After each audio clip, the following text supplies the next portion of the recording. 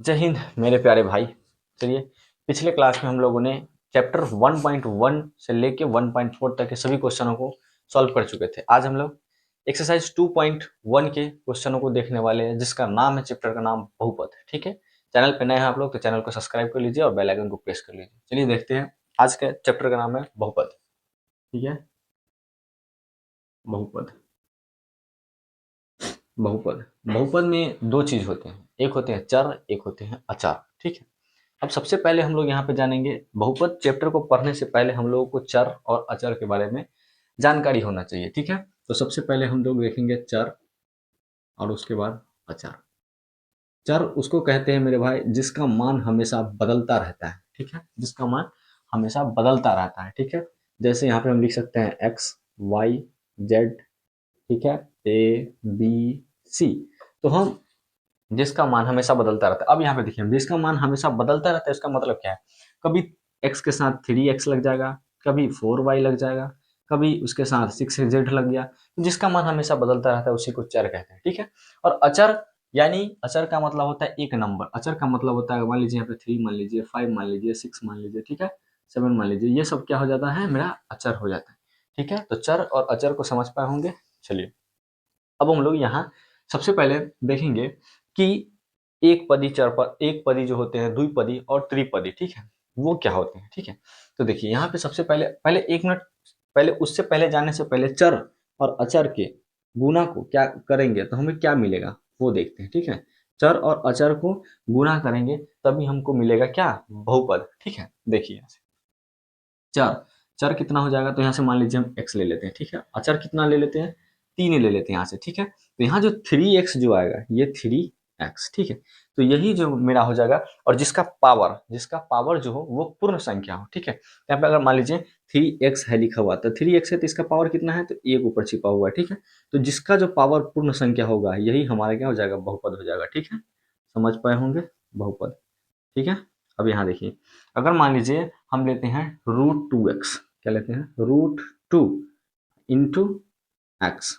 ठीक है, तो इसका इसका मान कितना हो जाएगा? √2 और x। ठीक है, तो ये भी क्या हो जाएगा? एक बहुपद हो जाएगा। ठीक है, समझ पाए होंगे। अगर मान लीजिए कि हम यहाँ पे लेते हैं तीसरा एग्जाम्पल, √2x और प्लस प्लस का यहाँ पे ले लेते हैं √x। ठीक है, ये भी रूट में है, ये भी रूट में है। ठीक है, और प्लस का ले लेते हैं, यहाँ पे मान लीजिए 3 ले लेते हैं। ठीक है, तो यहाँ जो आ जाएगा ये √2x हो जाएगा। ठीक है, √2x, तो इसका पावर चूंकि एक 1 है। ठीक है, लेकिन ये x का पावर कितना हो जाएगा मेरे भाई? 1/2, क्योंकि रूट का पावर कितना, रूट का मतलब होता है 1/2। ठीक है, तो यहाँ जो आ जाएगा मेरा, ये पूरा पावर नहीं होगा। ठीक है, यानी पूर्ण संख्या नहीं है, ये 1/2 पूर्ण संख्या नहीं है, अर्थात मेरे भाई ये जो हो जाएगा मेरा बहुपद नहीं हो पाएगा। ठीक है, समझ गए होंगे। चलिए, अब हम लोग देखते हैं एक पदी, द्विपदी और त्रिपदी। ठीक है, अगर कोई संख्या, मान लीजिए हम यहाँ पे लिखते हैं, वहां से कोई चर ले लेते हैं x। ठीक है, और यहाँ से कोई अचर ले लेते हैं 3। ठीक है, और इसके ऊपर एक्स स्क्वायर लगा देते हैं। अगर जब एक पद में हो, एक टर्म में हो, ठीक है, अगर मान लीजिए यहाँ पे हम ले लेते हैं 3x² प्लस 4y। ठीक है, और एक ले लेते हैं यहाँ पे 3x² प्लस 4y प्लस का 3। ठीक है, जब संख्या एक टर्म में हो तो इसको हम बोल देते हैं एक पदी। क्या बोलते हैं? एक पदी। ठीक है, जब संख्या दो में हो, दो टर्म में हो, तो उसको हम बोल देते हैं द्विपदी। ठीक है, और संख्या जब तीन टर्म में हो तो इसको क्या बोल देते हैं? त्रिपदी। ठीक है, दिक्कत नहीं। अब हम लोग जानेंगे कि व्यंजक का, सॉरी, ये बहुपद का व्यंजक क्या होता है। ठीक है, तो बहुपद का व्यंजक होता है, अगर मान लीजिए कभी एग्जाम में पूछेगा कि बहुपद का व्यंजक, ठीक है, बहुपद का व्यंजक।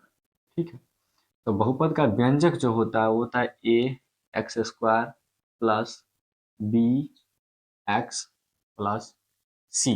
ठीक है, हमारे जो बहुपद का व्यंजक होता है यही होता है। ठीक है, ax² plus bx plus c।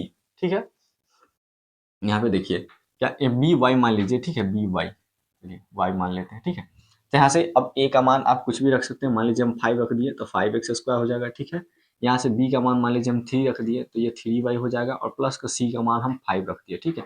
तो हमारा जो हो जाएगा ये एक बहुपद में आ जाएगा, और ये बहुपद कौन सा हो जाएगा, तो त्रिपदी हो जाएगा, ठीक है। और रही बात एक पदी को, तो एक पदी को हम रैखिक भी बोल सकते हैं, क्या बोल सकते हैं, रैखिक भी बोल सकते हैं, ठीक है। एक पदी को हम रैखिक भी बोल सकते हैं, ठीक है। चलिए समझ में आ गया होगा।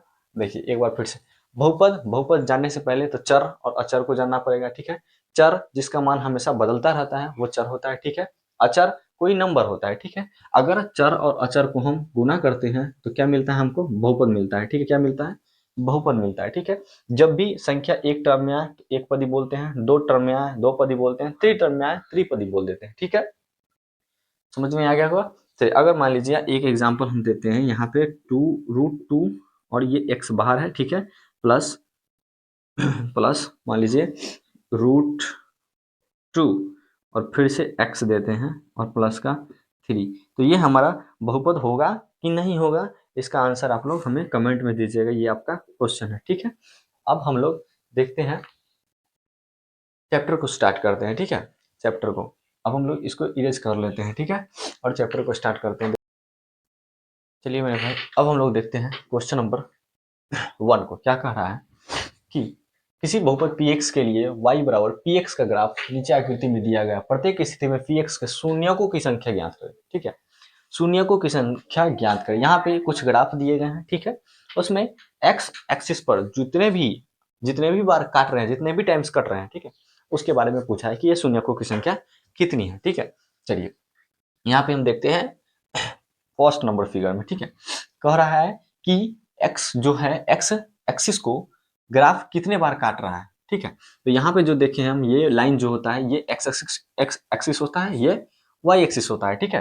हॉरिजॉन्टल लाइन को बोलते हैं x एक्सिस, ठीक है, वर्टिकल को y एक्सिस, ठीक है। तो यहाँ पे देखिए जो ग्राफ दिया हुआ है, ग्राफ ऊपर की ओर बना हुआ है, ठीक है। तो ग्राफ जो हमारा x एक्सिस को एक भी बार नहीं काट रहा है, ठीक है।